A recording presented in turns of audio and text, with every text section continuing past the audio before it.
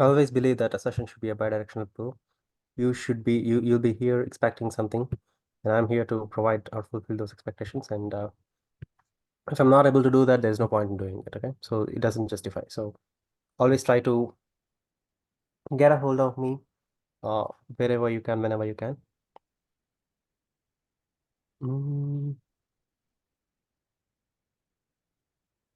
Right. Okay. And have any other feedback forms, please? Okay, cool. I read all feedback forms on day one, and they do not have any serious concerns about the timing of the schedule. And I'll not be displaying all those forms right now today because it's going to be too much. And we are done only with the demo session. So rest assured, there are no negative feedback, at least about the demo part. So from here on, we'll be Take this just. box outside. Could you please mute yourself, everybody? Yeah, the box outside. Side Moise, could you please mute yourself? Appreciate it. Thank you.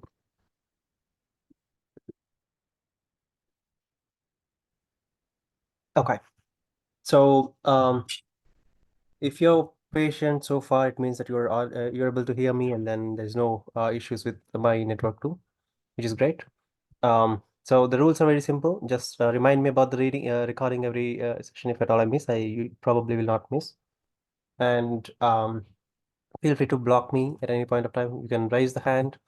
You can chat in the chat box at any point of time, right? Or you can literally unmute and then block me at any point of time. Okay, and then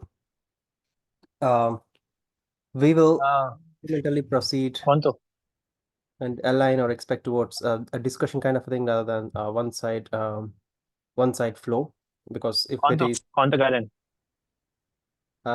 yeah, this is another important point. Please mute yourselves. Manuvya, Sai, and everybody else, please. Okay, perfect. So yeah, we are about to start the sessions, which is 3-part sessions. Okay, part 1, part 2, part 3, and part 1 of our sessions will be programming language.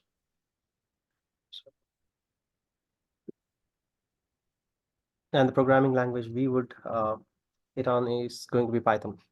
Okay, so I'll have to apologize in advance again because these sessions are going to be time-taking. We'll start a little slow, but having said that, we'll make sure everybody has a common ground, because if you're a complete beginner to the programming languages, it will be completely tough or difficult for you. So I just wanted to make sure everybody's wavelength is at the same pace, everybody's frequency matches. So initial sessions, if at all there's somebody who already knew everything about everything that we discussed, please do send a feedback form, because it'll be not justified and it's not completely useful for you if you are in a session where you know everything that you are receiving from the trainer, right? So yeah, so just make sure you shout out about everything that you want, that whatever you feel about in the feedback form. It could be positive, it could be negative. It'll only help me to validate how the sessions are going, and you also get to know about how the others are feeling. Cool.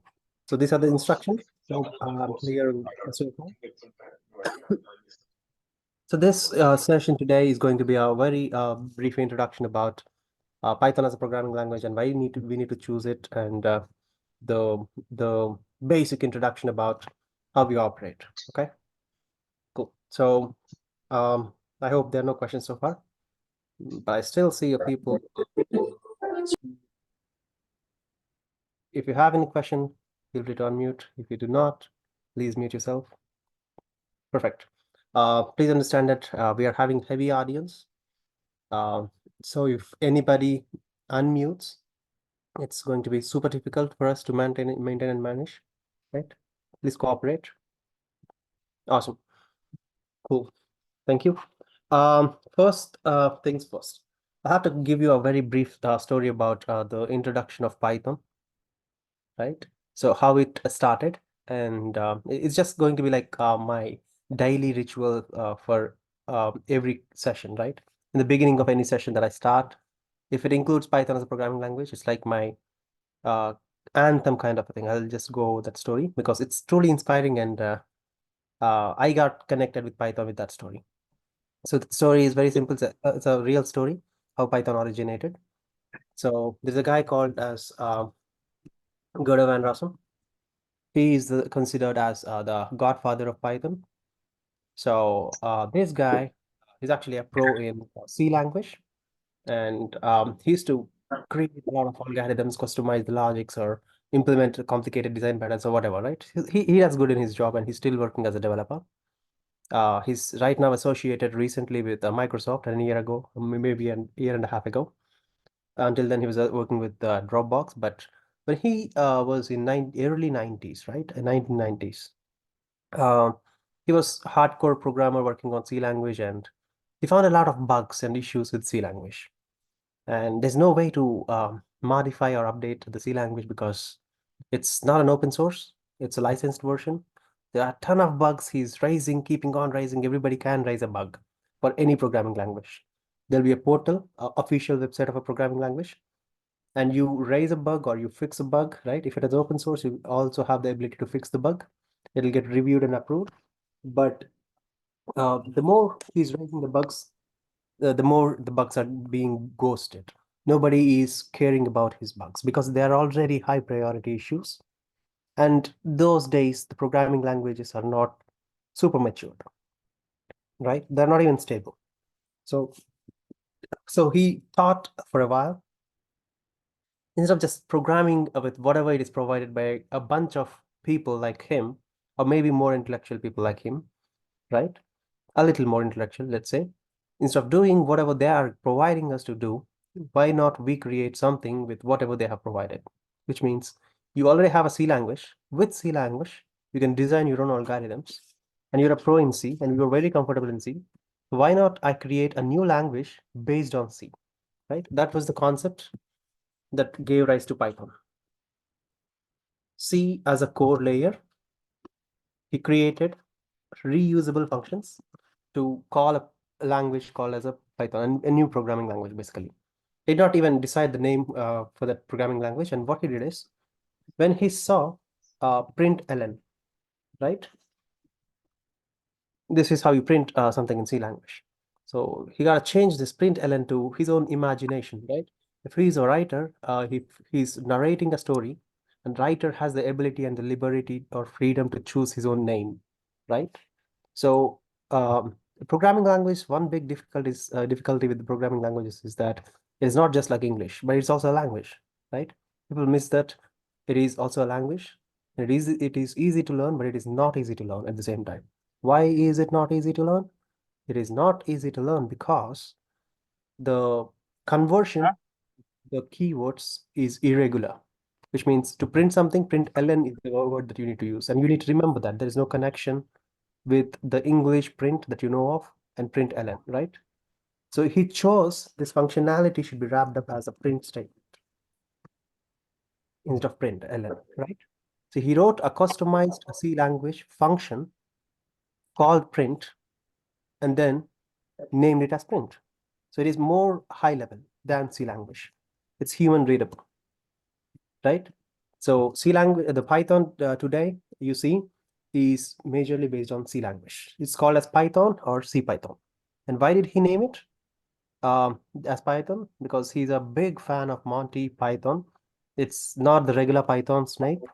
Monty Python is a sitcom. It's a English sitcom. It's a web series. So if you have time, feel free to watch it. It's a very vintage web series. అది But then, DL తెచ్చుకున్నావా DL Kumar, could you please mute నేను కూడా yourself? తెలియదు Mute, please. You're disturbing everybody అలా else. పోనీ. You're not on mute. Okay, I'll be muting Naveen now for now. Yeah, cool. Thank you. So, but again, the major thing that this guy did, which others did not do, Python, sorry, Java guys, C guys, .NET guys, right? Those are the three major mountains at that point of time, right? So the thing that he did out of box is he kept Python as open source. Okay, so by means of doing that, he avoided the same issue that he was facing. What is the issue he's facing? He's raising the bugs in C language because he saw some glitches, and he's not able to avoid those glitches because he's not owning the ownership on C, and it's not an open source.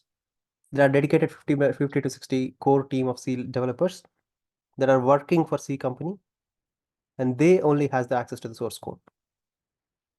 So to avoid that to happen to Python, he made Python as an open source. Okay, so when he made Python as an open source, it spread like plague. It's viral during those days, and everybody loved it. Everybody is actually modifying. Every C developer came into the picture and started modifying his own code, created his own wrapper functions, and he's very happy about every Python developer or every C developer who has the ability to create the customized logics. Definitely is happy about extending and contributing to Python because everybody are facing the issues, right? So one fine day, this guy was called by his CEO.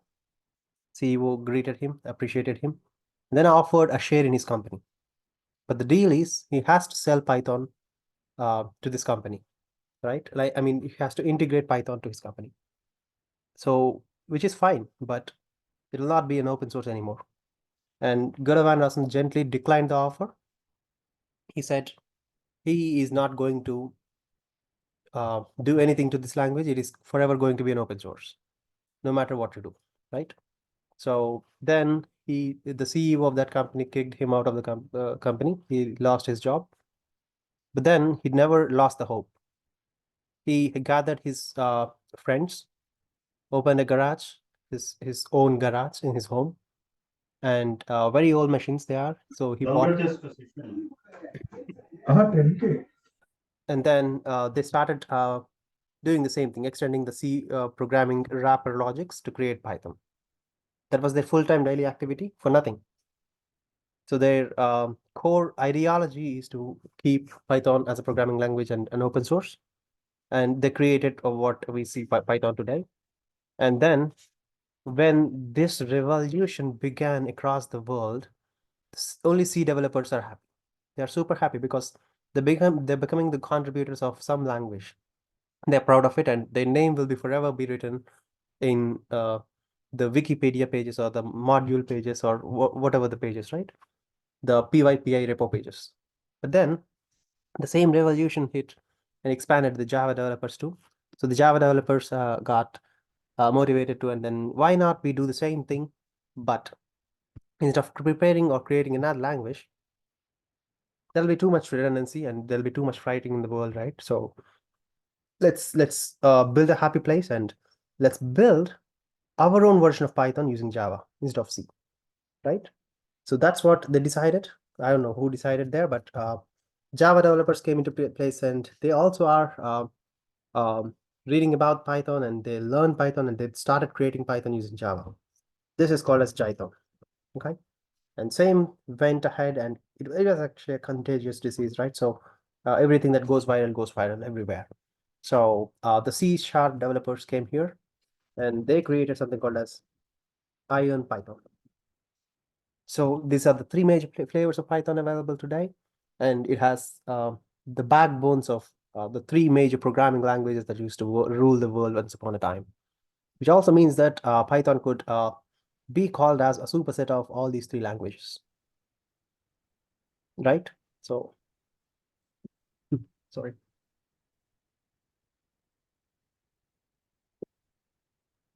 So these are the three major things that happened, and this is the story, and it was just kept as a open source as the word given by Rossum, and he's a man of his word, and he will never deviate from his word.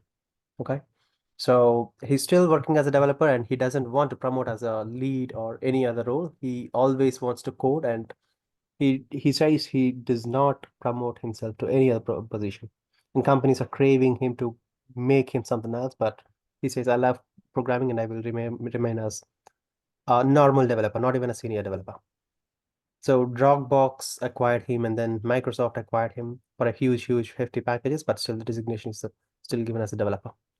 So he's our emblem, and he's our godfather of Python. Now we are going to learn Python, and by remembering his name, let's start our course. And the course consists of a few concepts that will delay or drag in the beginning about the basics. Just please bear with me, and I'm sure you will get you will feel it very as useful as you can ever feel like, or else you always have the feedback form ready to point down at me. I do not mind if you send any idiotic comments too. That's completely fine. I completely understand, and nobody is ideal. I'm trying my best to keep up with all your frequencies, which I never know till now until you speak, right? And we have a huge, hefty crowd. And if I am saying that I'm meeting the expectations of everybody that is present in this meeting, that is definitely a big fat lie, right? So let's hear it out about the feedbacks. Every day, almost, you can send whatever you wish about the class, okay? Cool. I hope you're with me so far, and I still see few people getting unmuted. Please mute yourself unless you have any other questions. Awesome. Cool. First of all, Python believes in few properties. Okay.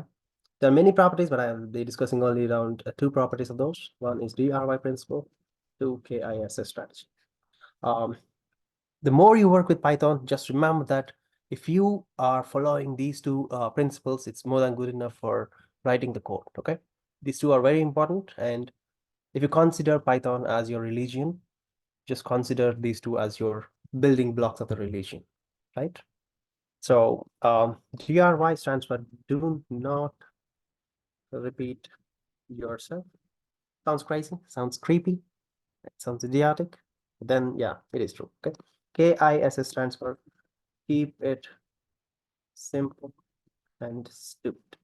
As much idiotic as it sounds to be, or lame it sounds to be, it is very super important design principles while designing a software like Google Chrome or a VLC media player or any other softwares. Will choose a combination of design patterns, and then we'll be constructing the algorithms of the combination of the customized design patterns. And these two are considered as a theoretical design patterns.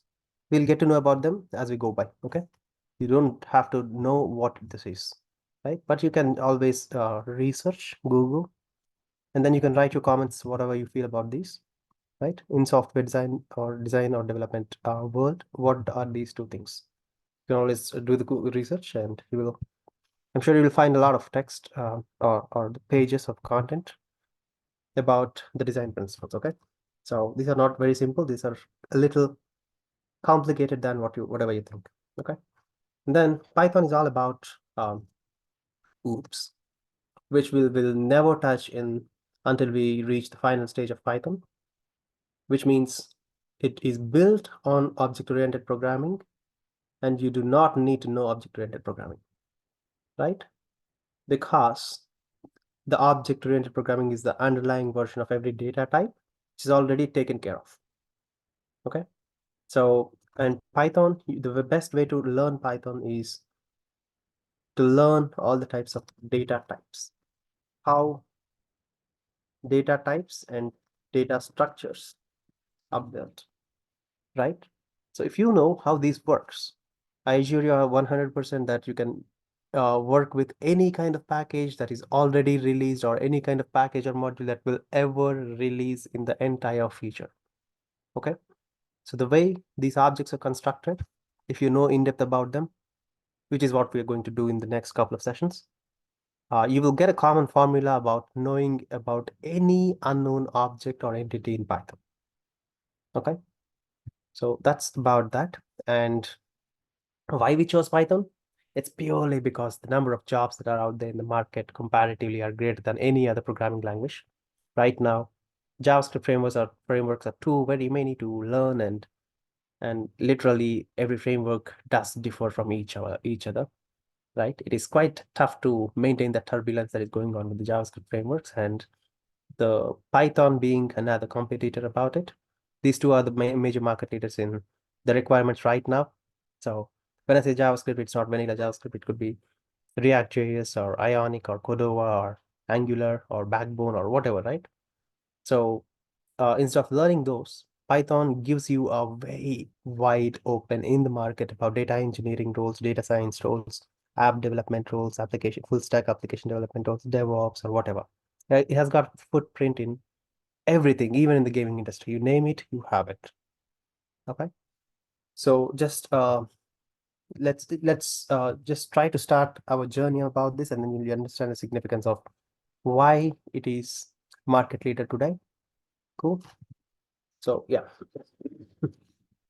Sorry. With me so far? Do you have any other questions before we move ahead? Okay. If I'm going faster, knock me down. Please chat in the message saying that you're going fast, hold your horses, right? I would definitely take that feedback, and then I'll be adjusting my frequency and fastness according to whatever you want. And yeah, so Python, just a few thumb rules about it. It has got Gaurav and Rasim started with 1.x of Python. Okay, so the initial versions, it was good, but there were a lot of bugs or enhancements and room for improvement and extensions about the entire language itself. So we got 1.1, 1.2, 1.3, or whatever, right?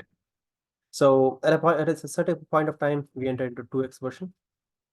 Obviously, part of the upgrades, there are a lot of open issues and patches and debug the bugs that are raised and fixed or whatnot. At the point of time, during the mid versions of 2.x, I think 2.3 or 2.5, I don't exactly remember. But what happened was there was a huge bug that was identified, and it changes the architecture of Python entirely, most of it. Okay. So there are many other reasons, including that bug. I'll explain that maybe in the middle of the session. But there is some, just understand that there is some change, a modification in the architecture of the object construction in Python.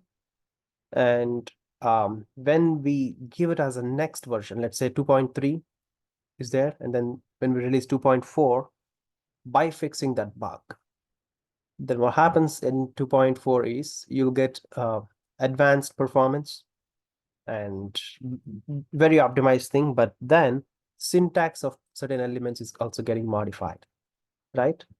So, which is okay, we can adopt it, but when you adopt the new syntax, your 2.3 version will stop working.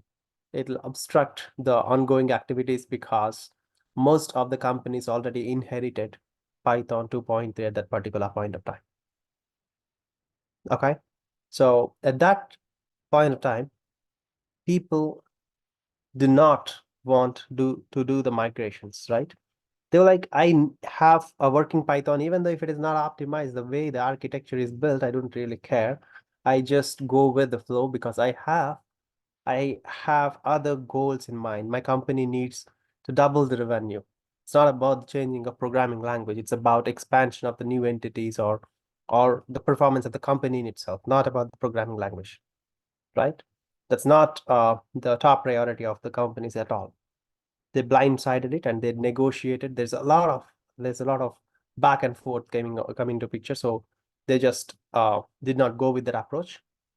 So they just did not fix that bug at that particular point of time, but they fixed it and released as 3.x. Right? So 3.4 came without that bug. 3.5 came, 2.4 came, 2.5 came, 2.6, and so on and so forth. But it's a parallel development, right?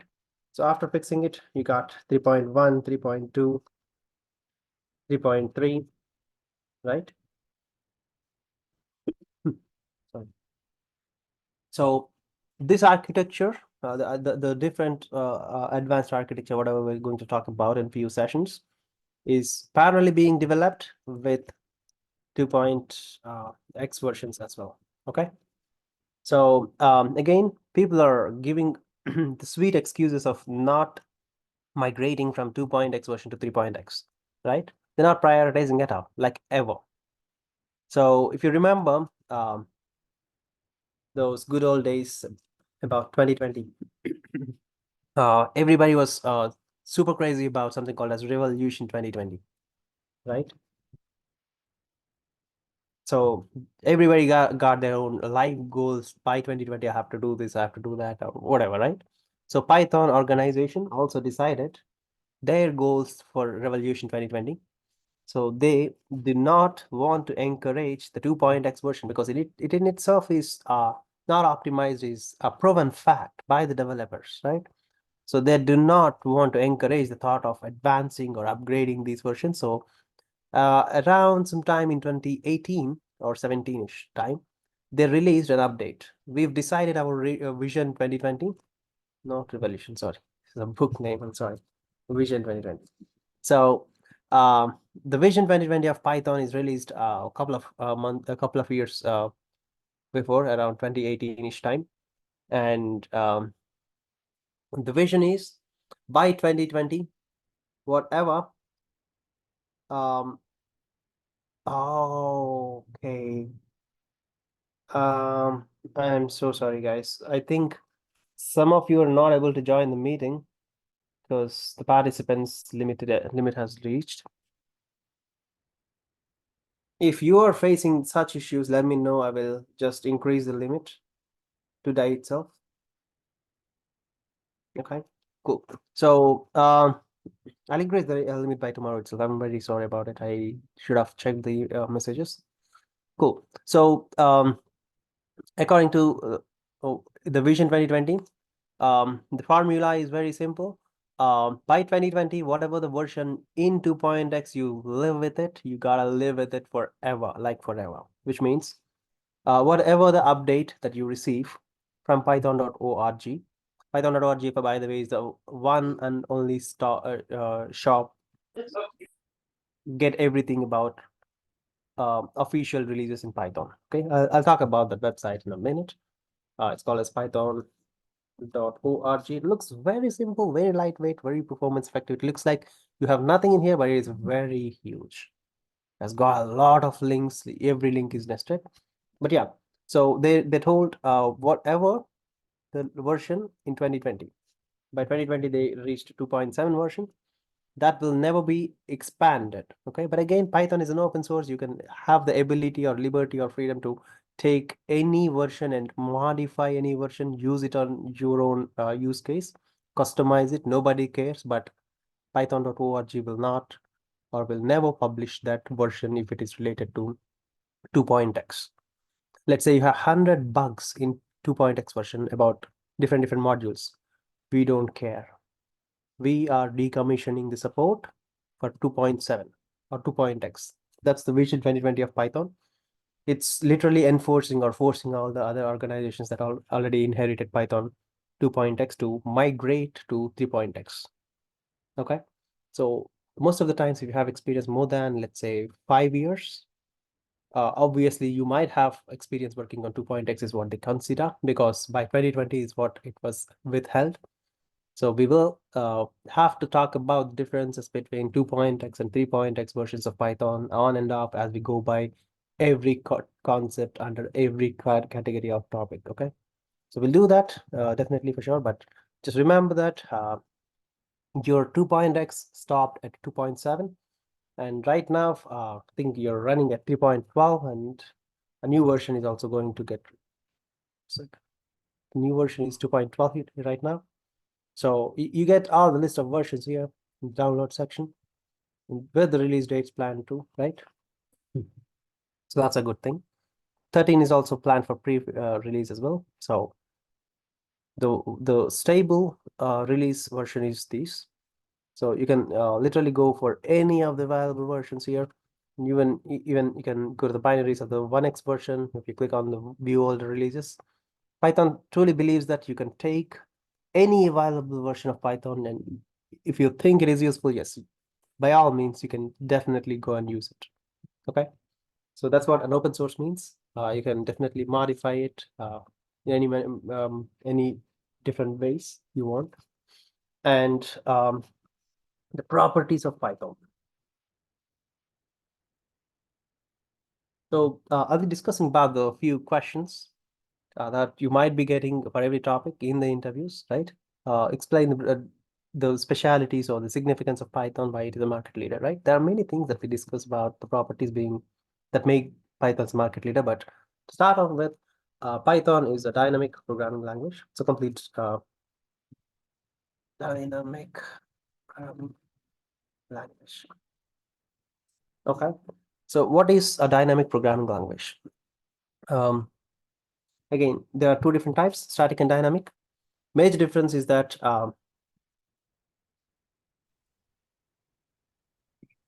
static uses stack as a memory. Dynamic programming language will be using heap as a memory. What's this memory thing? So there are two different types of memories in a machine. I'll try to put it as high level as possible. This is not system design. This is not advanced data structures and algorithms. If at all we are hitting that spot, please let me know. I'll correct and I'll stay back, because for that there is a different batch that I will schedule, and it is not for the beginners. Okay. So in a very layman terms, Bhavya, I'm muting you. Sorry. So in very layman terms, the RAM is nothing but your random access memory, which means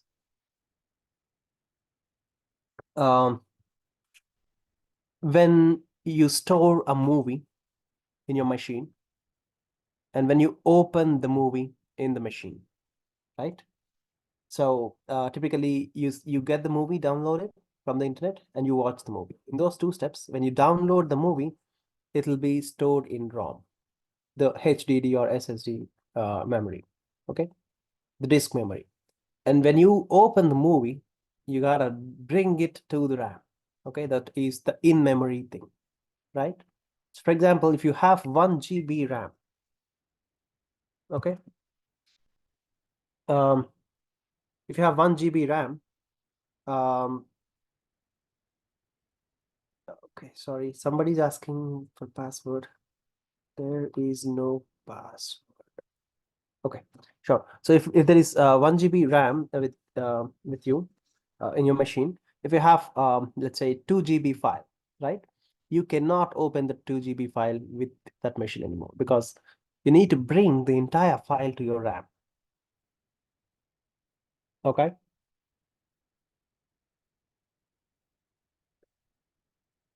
So you need to bring the entire file to your memory. Unless and until you do that, it will not work out. Okay. So you understand the difference, right? So this RAM, random access memory, can either be using stack or heap, depending on the type of the programming language you're using. Some programming languages use stack by default, and some use heap by default. ఏదైనా బోర్లో దివ్య ఆకలేస్తుంది నాకు కూడా. Shanmukh, can you please mute yourself? Okay.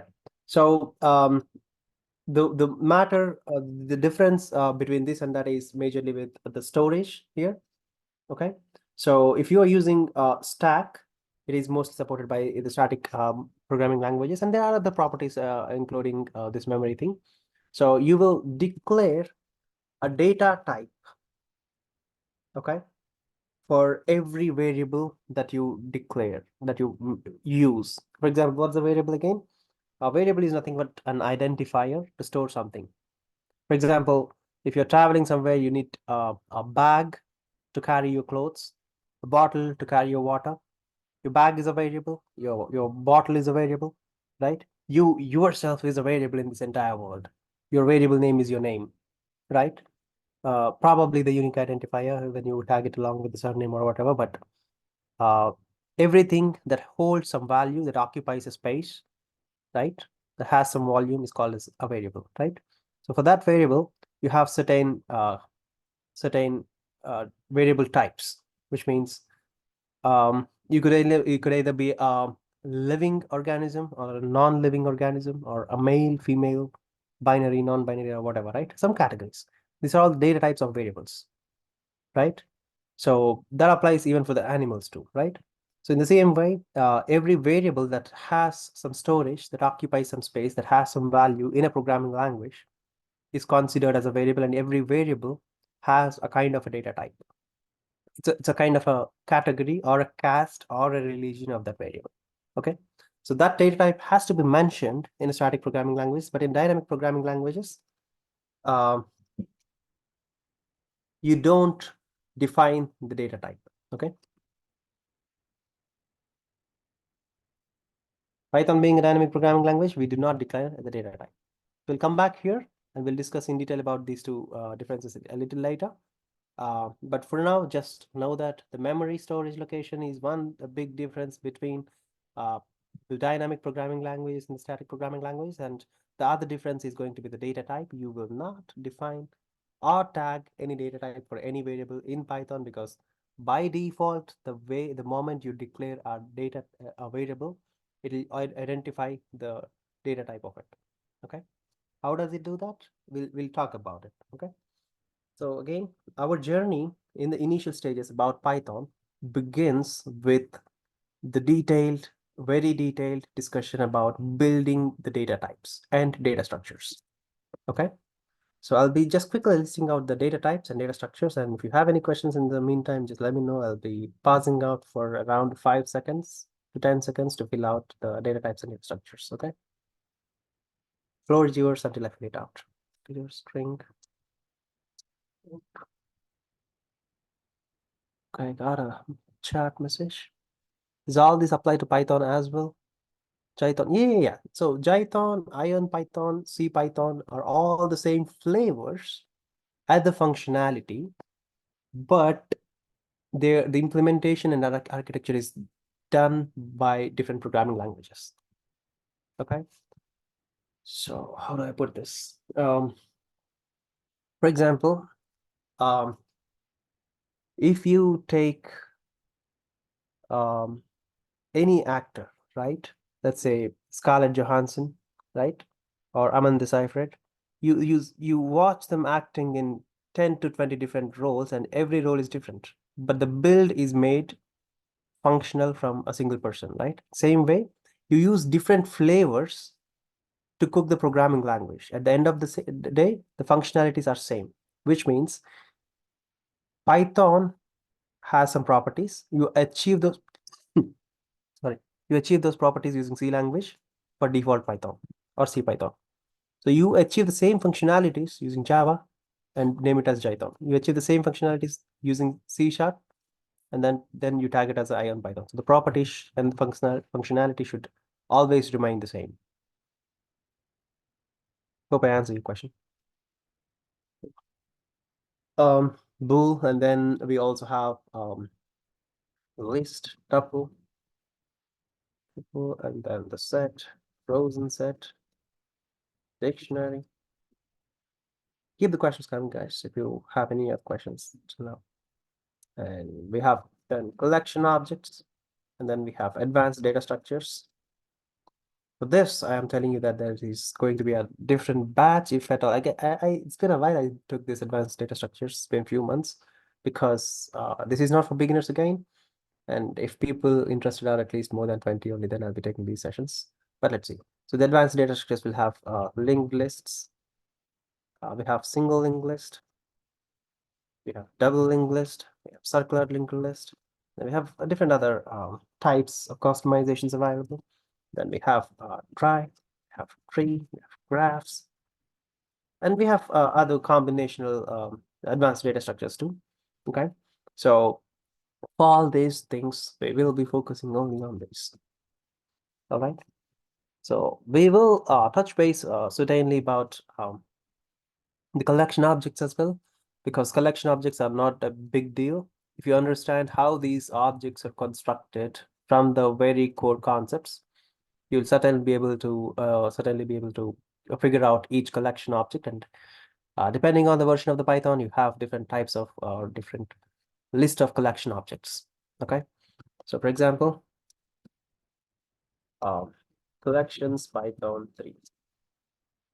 You open this up. You see 3, 3, 6, 3, 9 different types of collection objects for Python 12.2, right? So if you go, there's no change in here, right? So if you go to 2.7, see only around 5 collection objects, and like I said, this has been stopped, right?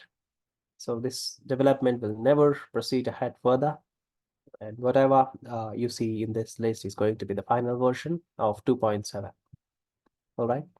So having said that, we will certainly be discussing about few collection objects that will be helpful for few use cases and for the interview purposes. There's a very minor, let's say 2 or 3% of the Python interviews that I have seen where people are asking about collection objects, but yeah, we will definitely cover those. Cool. And I will give another 5 more seconds maybe for any other questions, and then I'll continue.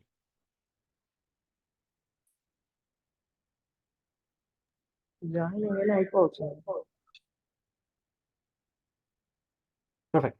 So I take it as no, everybody's in sync and everybody doesn't have any questions and everybody understood so far. Thank you so much for your patience. Let's first try starting with the installation of Python, right? Like I said, Python being open source, you and I being the humans, and we.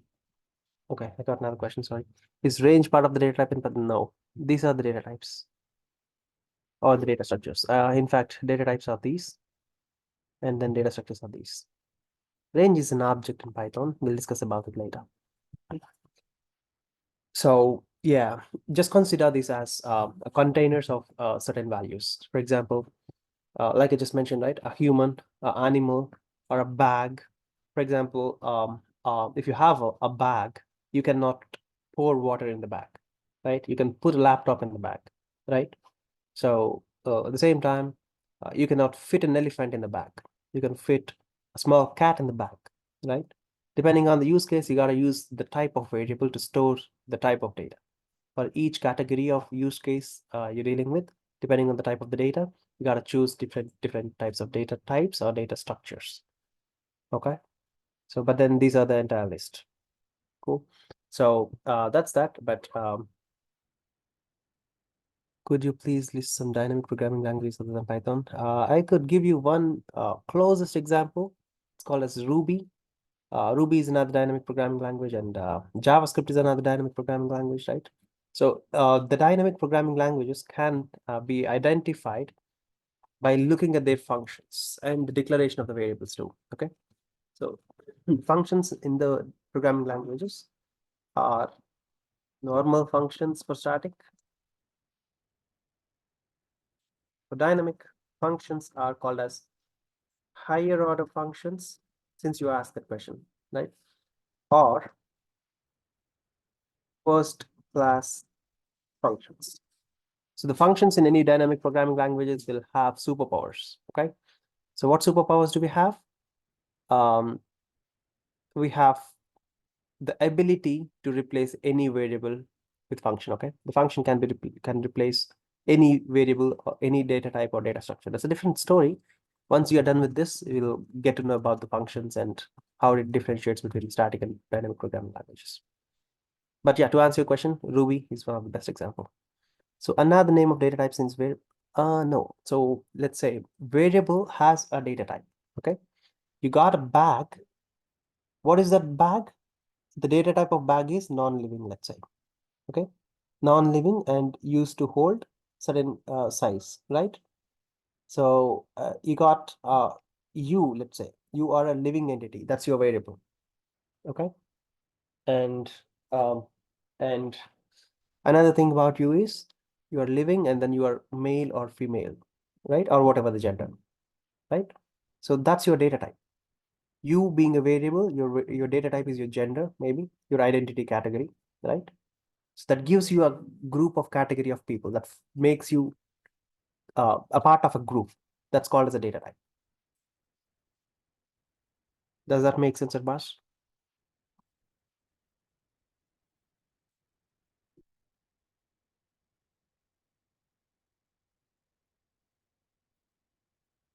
Cool. No? Okay. So let's say Harry is a name. Okay, it's a variable. Harry is male, it's a data type, right? So variable is different from data type. A can be a variable, A can be an integer. A is a variable name and integer is a data type. It defines the category of a certain attributes, right? So you can gather all the males from this group into one category and Harry falls there. That's a data type. What is the data type of Harry? It's male, a category that he belongs to. What's the data type of A? The category it belongs to, it's an integer. And how it is called as an integer, that's a different story. We'll talk about it once we start with defining the variables. Does that ring a bell? Cool. Awesome. Perfect. So now the data types are already done, but yeah, Python being an open source, it's a boon and a bane at the same time. Everybody can change Python. Everybody can customize Python. In fact, there is a concept called as monkey patching. What is monkey patching? It's an important concept in languages like the Python. So just do a research and then fill out your own answers. According to this, yeah, we'll get to know once you fill out the answers. Okay, you have edit access to this sheet. So feel free to try it out. But Python being an open source, if a module is released today, no wonder if it is decommissioned tomorrow. Okay, anything can happen. So you cannot trust the trainers that teach you Python because they might not be updated about the recent updates or upgrades. You cannot trust Google or the blogs because I can also prepare or create a blog over the night within a few seconds, a few minutes. I cannot trust anybody when it comes to Python except python.org because everything about Python is amendable, upgradable, downgradable, modifiable, right? So when that happens, the only path that you need to validate is python.org. Okay. So once you see something happening in python.org, it means that it is true. So for today, we will see about how to install Python. Just go here. If you are using Windows, it'll by default identify your operating machine and it says download for Windows. And if you're on Mac or Ubuntu, Edubuntu, Kubuntu, Kali Linux, Parrot, whatever the way is, right? It'll just detect the distribution, whether it is Windows or Linux or Mac, and then it'll provide the distribution accordingly. Or if you want to go ahead and install some other customized things, you can always do that, right? So just download Python anywhere, literally anywhere. Once you download it, you go to the Finder, the folder where it got stored. Then double click on it. And the modern day programming languages will be associated with a variable called as a path variable, okay? You gotta opt for this path variable. This is super important, otherwise which you cannot execute or make use of Python installation at all, okay? So once you start adding it as a path variable, this will add the installation path to your system environment variables, okay?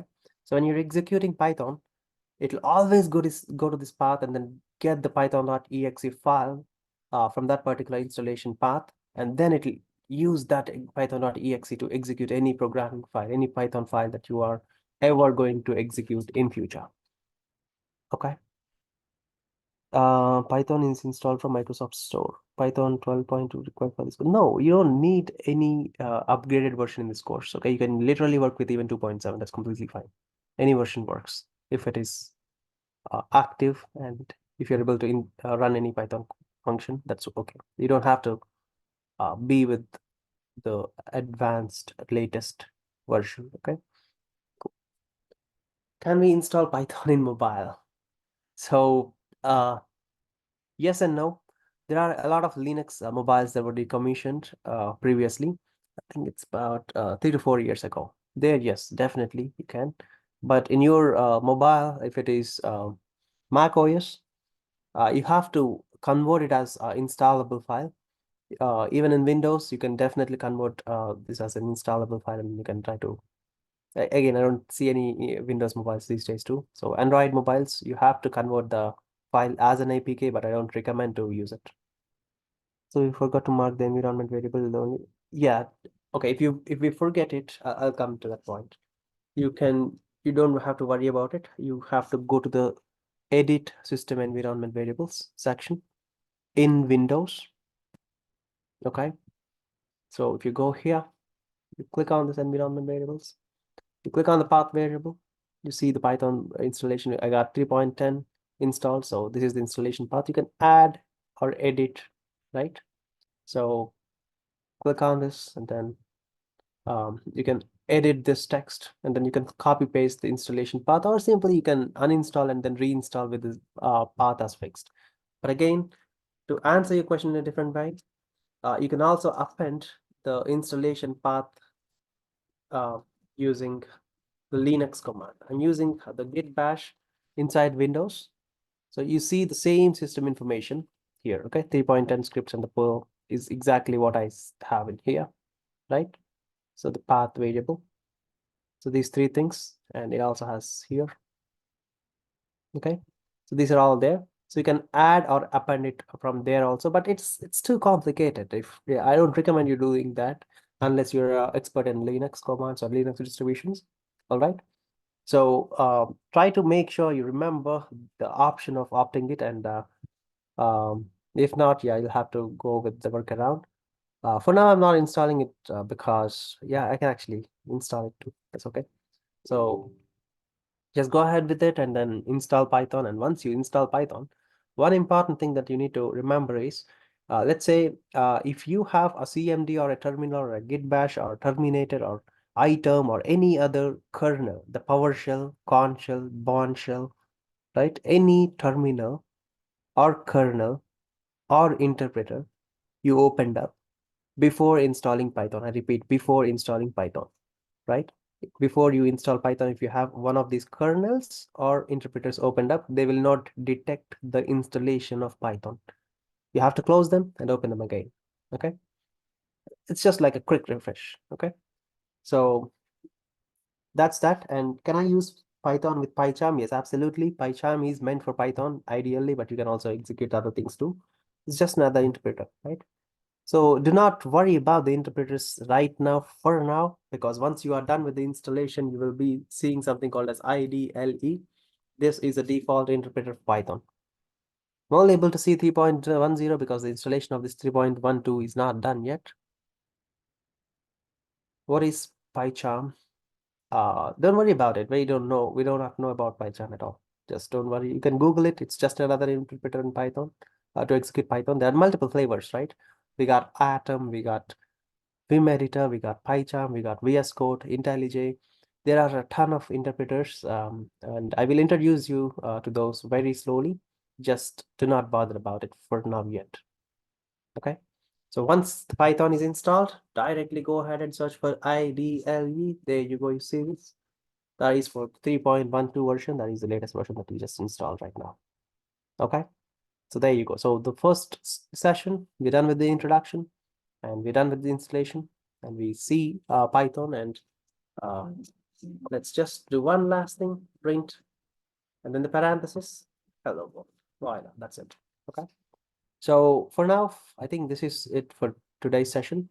Feel free to send me the feedback forms and we will continue our detailed description about the data types and the data structures and whatnot, right? Everything else in a very slow-paced fashion in the beginning, but I assure you we will be going faster, and last few minutes about the session will always be gathered or around for the doubts and questions, which means the floor will be yours. Anything to keep an eye disable path length? Nah, don't worry about the path length. I never faced an issue with the path length because it's about the software installation path. So you're safe there. You're good there. You can append the path by any means. Need the video link of this class? I'm very sorry, I don't understand your question. If you're referring to the recording link, I'll be sending you the recording in a few minutes. Will you be explaining about all the data types? Yes, the answer is yes and no. The data types that I will be covering is the data types that you will be needing. Okay, as a beginner, the bolded ones is what you need. Okay, cool. Yeah, sure. The recording link, I'll be sharing it in a few minutes. But again, it's not going, it may not happen every day that I'll be sharing the recording. So maybe I'll be gathering a few recordings and then I'll be sharing.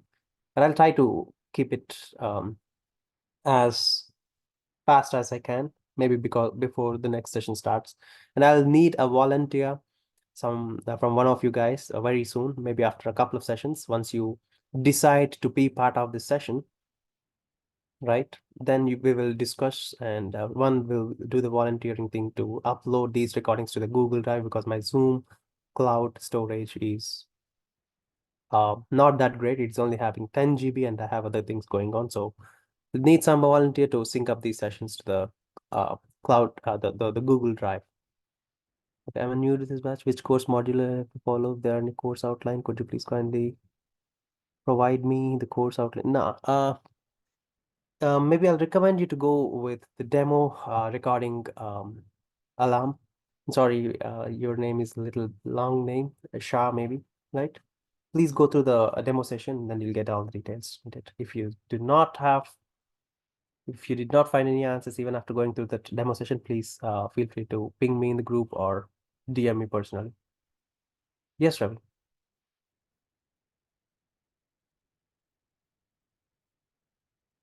Everybody, most of them are beginners to the programming here. Ravi. What's your question?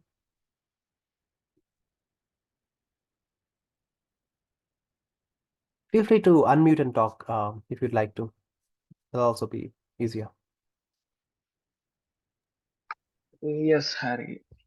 Just I want to know, is there any other session for the beginners or the same session is going on for the beginners? This is absolutely for the beginners. Oh, sorry. Thank you. If you Just I feel want to know that. weightage in this course, just please let me know if you're not understanding at any point of time. Yes. I'll Uh, let you know definitely. okay, cool. So is it complicated here? Does it look complicated? No. Okay, awesome. If I have the video recording, it could be easy if anything is missing in the class. Yeah, sure. I completely agree. I'm Yes. with you Just now I completely on installed that. the Python and I checked with the Python. Okay, Earlier I do it with the Google Colab. okay, Yes. Okay, cool. Harry. Thank you. No problem. And Harry, I have a question. So, Yeah.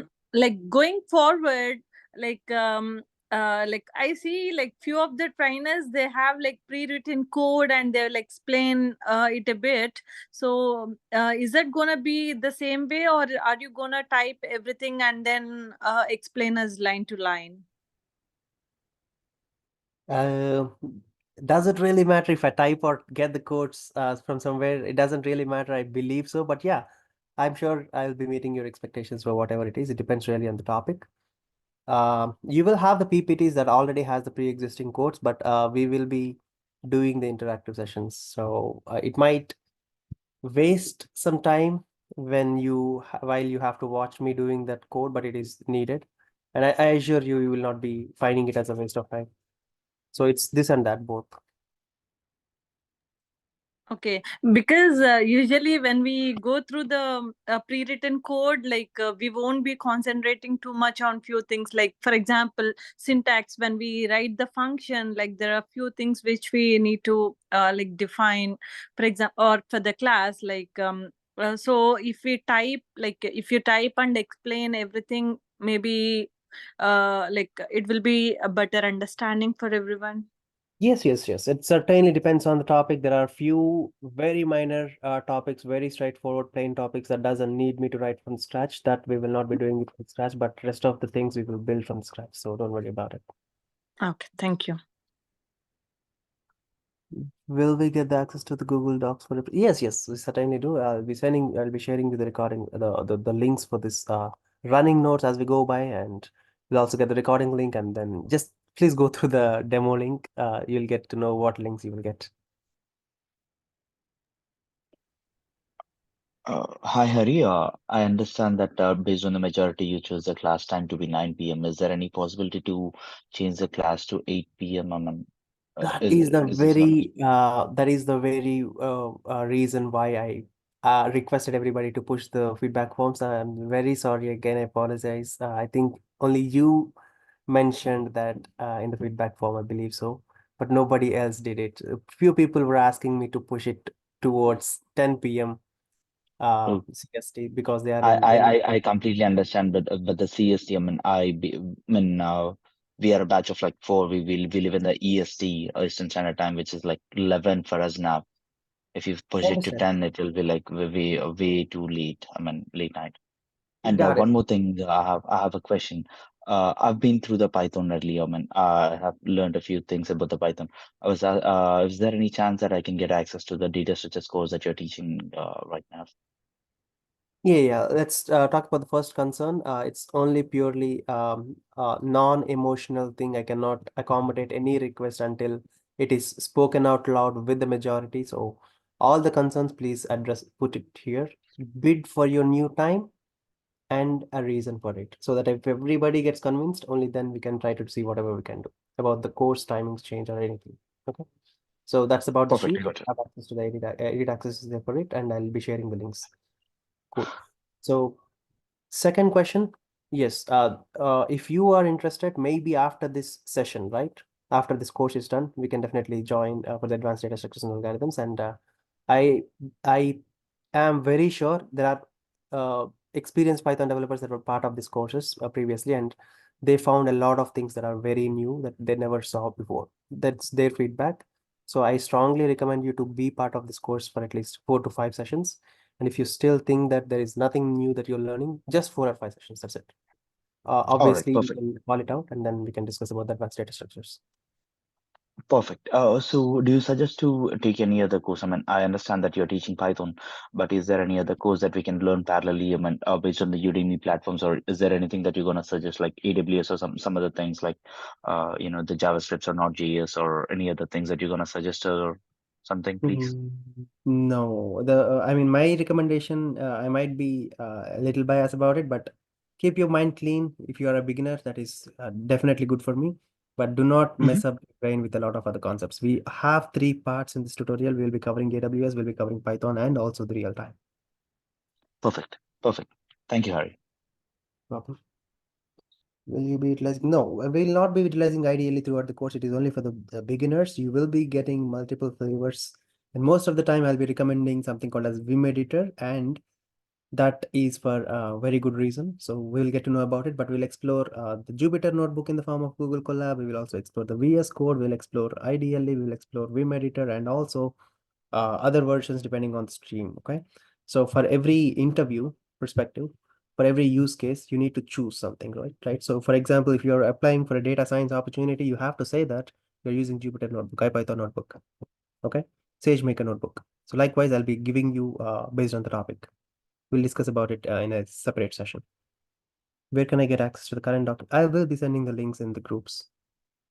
Yeah, after the session, please. And one more thing about the others, if you do not have any questions, feel free to stick around until others are finished asking the questions, and feel free to leave if you do not have any other questions. It's totally up to you. Okay.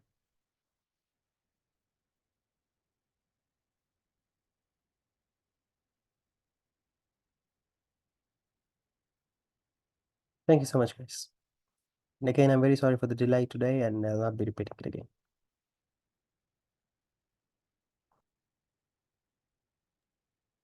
Okay, thank you, everybody.